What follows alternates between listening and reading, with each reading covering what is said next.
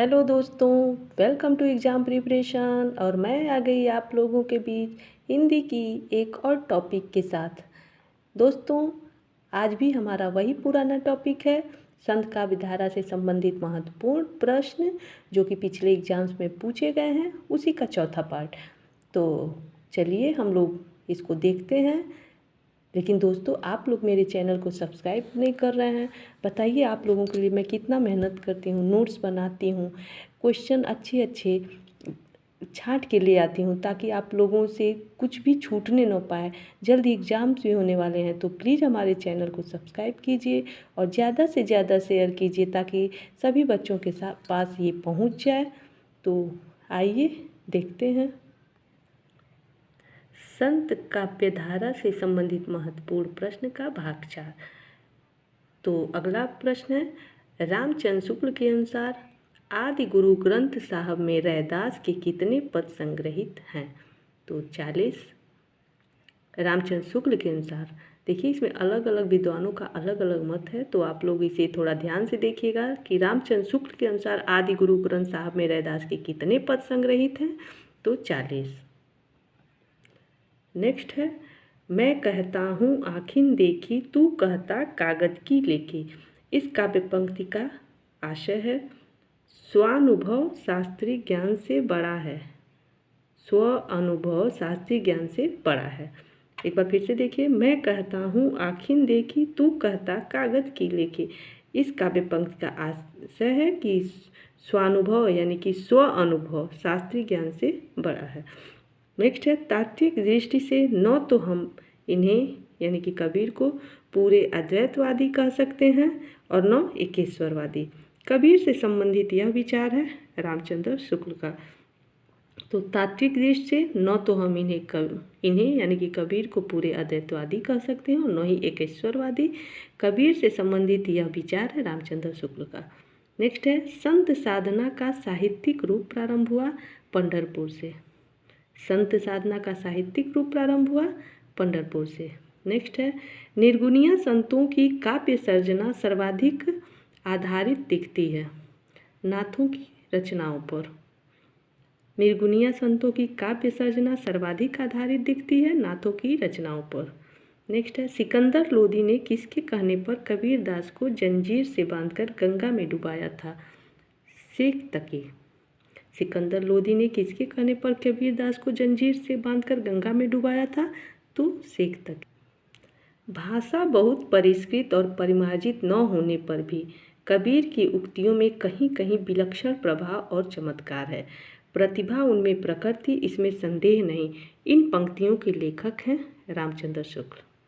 एक बार फिर से इस पंक्तियों को देखिए, ये कथन है बहुत ही इम्पोर्टेंट। तो भाषा बहुत परिष्कृत और परिमार्जित न होने पर भी कबीर की उक्तियों में कहीं कहीं विलक्षण प्रभाव और चमत्कार हैं। प्रतिभा उनमें प्रखर थी, इसमें संदेह नहीं। इन पंक्तियों के लेखक हैं रामचंद्र शुक्ल।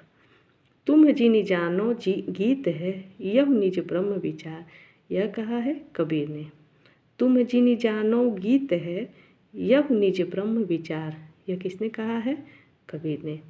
नेक्स्ट है, कबीर किस शासक के समकालीन थे? सिकंदर लोदी। कबीर किस शासक के समकालीन थे? सिकंदर लोदी।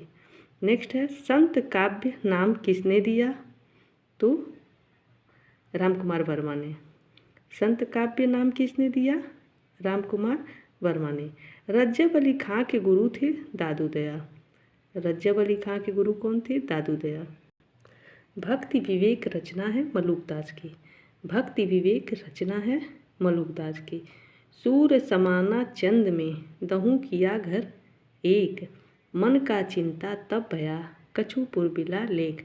रचनाकार कौन है? कबीरदास। सूर समाना चंद में दहूँ किया घर एक, मन का चिंता तब भया कछु पुरबिला लेख। रचनाकार है कबीरदास। बच्चों, तुम लोग देख रहे हो कि हम बहुत कम टाइम का वीडियो बना रहे हैं ताकि कम टाइम में थोड़ा सा भी टाइम मिले तो आप लोग इसको जल्दी से जल्दी देख लीजिए, पढ़ लीजिए और सारे टॉपिक को भी समझ लीजिए। मैं टॉपिक वाइज लेके चल रही हूँ ताकि आप लोग जैसे ही मेरे चैनल पे आए शुरू से लेके लास्ट तक देखते रहें। एग्ज़ाम तक धीरे धीरे मैं सारा टॉपिक पूरा कर दूँगी। तो आप लोग मेरे चैनल पे बने रहिए और ज़्यादा से ज़्यादा शेयर कीजिए, थोड़ा मेरी मेहनत का भी ख्याल कीजिए। अब नेक्स्ट क्वेश्चन देखते हैं। एक बार फिर से इसको देख लें क्या। सूर समाना चंद में दहु किया घर एक, मन का चिंता तब भया कछु पुरबिला लेख। इसके रचनाकार हैं कबीरदास। नेक्स्ट है, आचार्य रामचंद्र शुक्ल के अनुसार कबीर ने अपने साखियों में सदुक्कड़ी भाषा का प्रयोग किया है। सदुक्कड़ी से उनका अभिप्राय है राजस्थानी पंजाबी मिली खड़ी बोली। आचार्य रामचंद्र शुक्ल के अनुसार कबीर ने अपने साखियों में सदुक्कड़ी भाषा का प्रयोग किया है। सदुक्कड़ी से उनका अभिप्राय है कि राजस्थानी पंजाबी मिली खड़ी बोली। नेक्स्ट है, इनमें कोई संदेह नहीं कि कबीर को राम नाम रामानंद जी से ही प्राप्त हुआ। घर पर आगे चलकर कबीर के राम रामानंद के राम से भिन्न हो गए। यह कथन है रामचंद्र शुक्ल का। कथन को थोड़ा ध्यान से देखिए आप लोग। इनमें कोई संदेह नहीं कि कबीर को राम नाम रामानंद जी से ही प्राप्त हुआ, पर आगे चलकर कबीर के राम रामानंद के राम से भिन्न हो गए। यह कथन है रामचंद्र शुक्ल का।